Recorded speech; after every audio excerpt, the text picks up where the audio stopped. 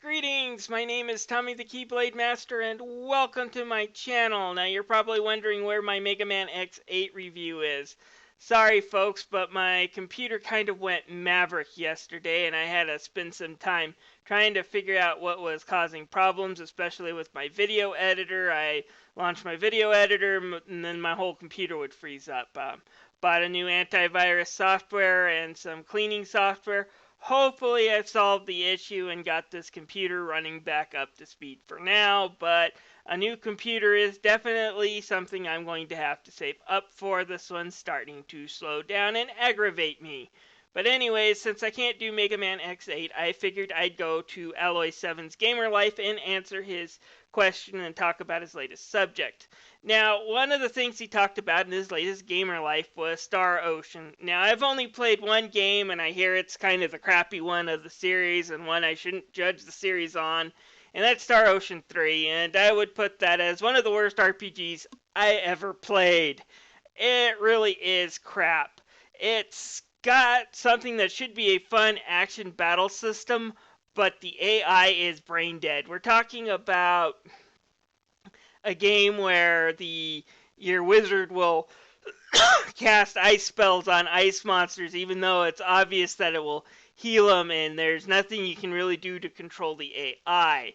I found the Tales of Vesperia a few years later, thought it might be a similar experience. Fortunately, the AI in most of the Tales games throughout the series usually aren't frustrating to deal with, but Star Ocean is frustrating, and then throw in some convoluted dungeons.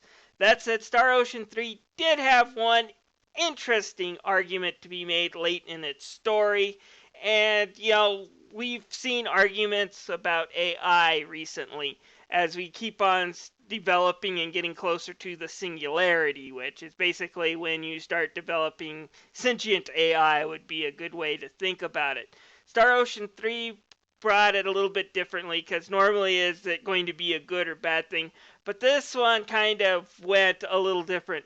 Rather than going from the human's perspective, it kind of went from the AI perspective.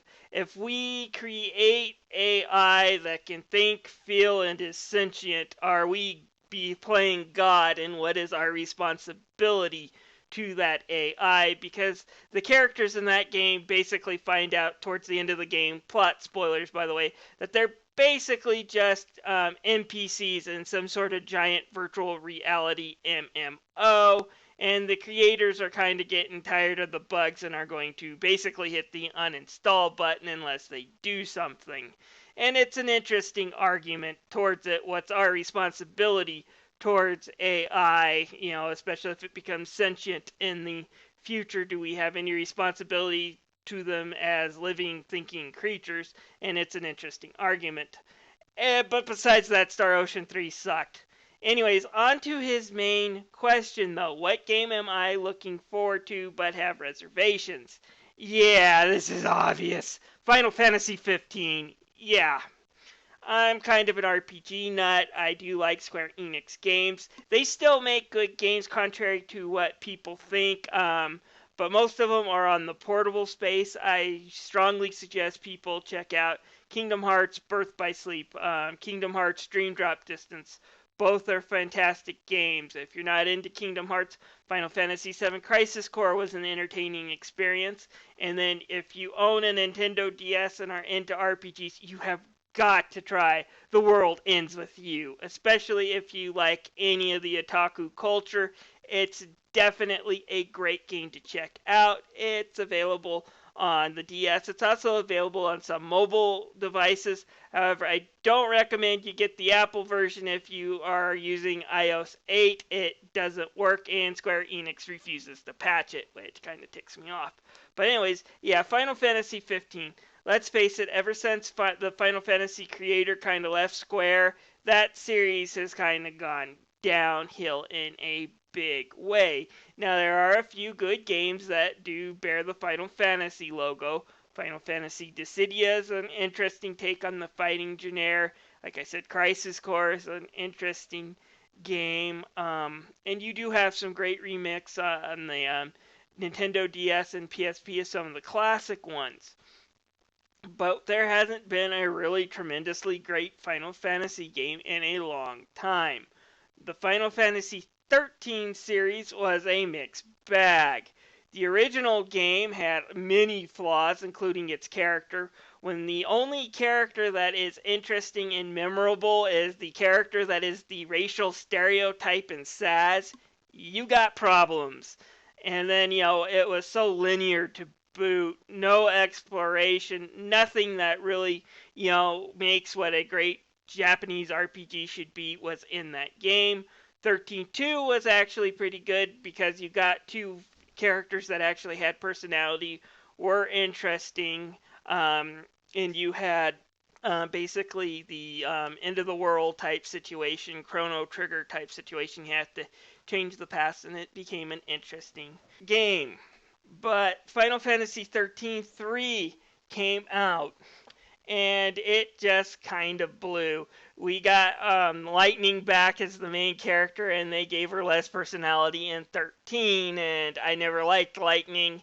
And then the battle system got kind of way too complicated, and a story that was just downright cynical, and I just didn't find myself enjoying that game. So the Final Fantasy 13 series kind of left me a little bit lost, and I don't know what to think of 15 yet.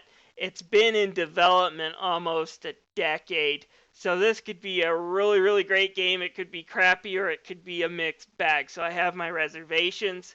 I guess I should put Kingdom Hearts 3 on that list too. I'm a major Kingdom Hearts fan. I remember how wound up I got for Kingdom Hearts 2 and how I kind of got a little disappointed in that one. I do put that one on the bottom of the series, at least until I played Final Mix, and then I understand why a lot of people defend that game. If you play the Final Mix version, there's a ton of extra stuff to find and unlock and battle, and it's a rather deep game, but our original version of Kingdom Hearts 2 was just a basic, simple action RPG that just way too easy to finish and finishes way too fast.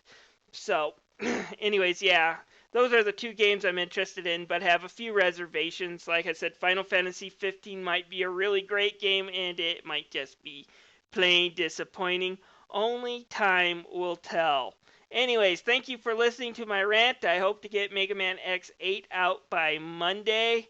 Hopefully my video editor has stopped screwing me over. We'll just see what happens. Anyways, thank you for listening. If you have any comments on this video, feel free to leave them down below.